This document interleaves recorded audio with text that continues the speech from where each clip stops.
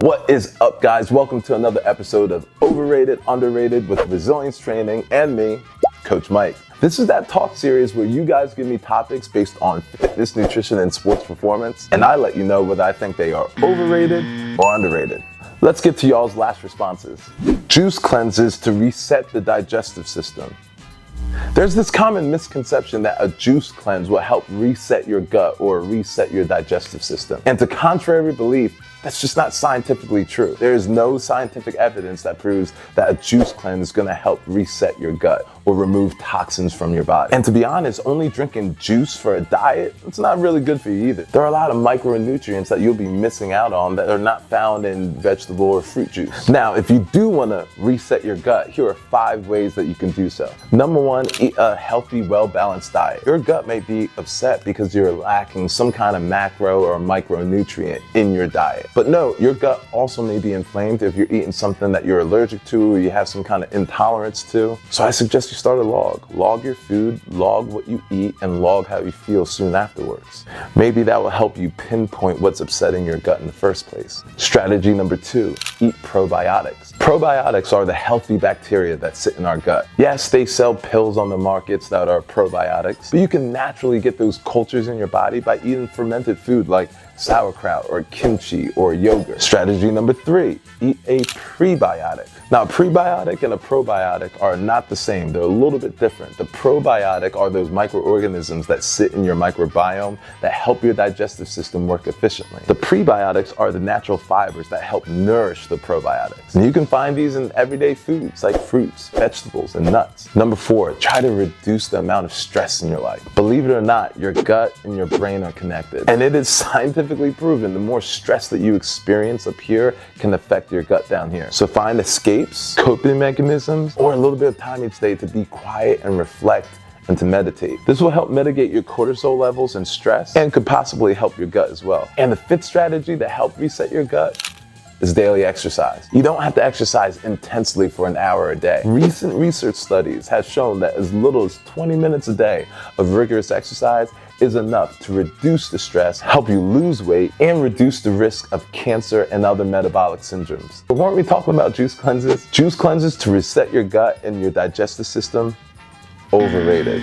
All right, let's look into the next response. Smoothies for weight loss. All right, we got juice, we got smoothies. What's funny is with my weight loss clients, I use protein smoothies. And with my weight gain clients, I also use protein smoothies. See, the protein smoothie is just a tool and it could be used for weight loss or weight gain. I'll give you an example of how I use protein smoothies with my client.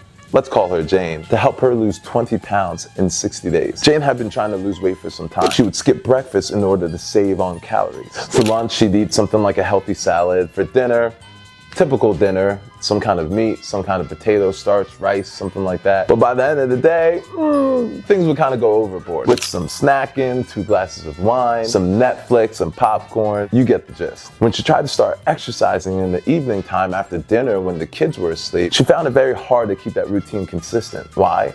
Because she had no energy by the end of the day. Because she would feel so tired in the evening, she would feel the exact same way in the early morning. So waking up early to work out was out of the question for her. So one thing we did right away was introduce a protein smoothie in the morning as breakfast. Why? Because it was gonna give her more calories so she had more energy throughout her day. That protein smoothie in the morning gave her more energy that carried over to her workout in the evening. Between adding more energy and adding consistent workouts in the evening, she didn't have those late night cravings. There was no room for those 2 glasses of wine. And after 2-3 weeks, she felt so good and so energized. I was able to bargain with her and get her to commit to doing 1 early morning workout with me per week. That protein shake was a fast and easy way to introduce more calories into her diet. A way that wasn't gonna take too long to prepare, a food product that she enjoyed taking, and one that fit seamlessly in her daily macros. So in the end, smoothies for weight loss? Underrated. Let's get to response number 3. Agility ladder to get faster. I like this one. Always like my sports performance questions. Now, for those of you who may not know, the agility ladder is a training tool that a lot of sports performance coaches use to help athletes get faster feet. And notice I said faster feet and not just faster. When we say fast, I assume that we're talking speed. And speed is the ability to get from point A to point B as fast as you can. But does the agility ladder help us train speed? The answer, surprisingly, no. What the agility ladder can do is help you get faster feet, help you with your coordination, balance, and it can be used as a conditioning tool. I know a lot of people are not going to like that response, but the agility ladder doesn't help you work on the mechanics that you need to sprint. No amount of agility ladder drills is going to help you reduce your 40 time significantly. If you do want to get faster, you have to work on running mechanics. Leave a run emoji down in the comments if you want me to make a video about how to get faster. In the end, agility ladder to get faster, overrated. All right, let's get into our last response. I see what you did here. You left 2. Hill sprints to get faster. Okay.